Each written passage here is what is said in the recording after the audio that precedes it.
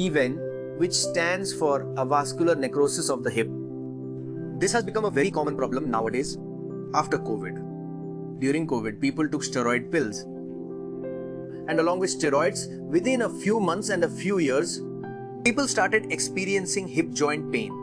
This hip joint pain is called avascular necrosis and is diagnosed through MRI.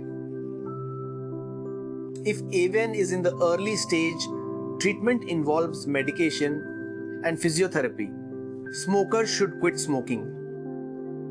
Alcohol intake increases the pain and discomfort, the disease progresses.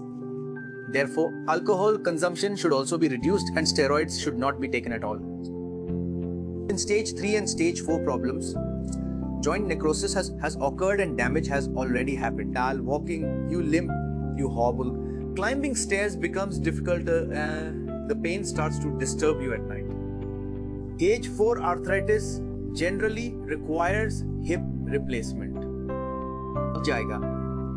In hip replacement surgery, we will change both the ball and socket, and when this is changed, the mobility of the hip will return. If you need to understand more about this, you can click on the Google form below and send your details. We will try to find a solution to your problem.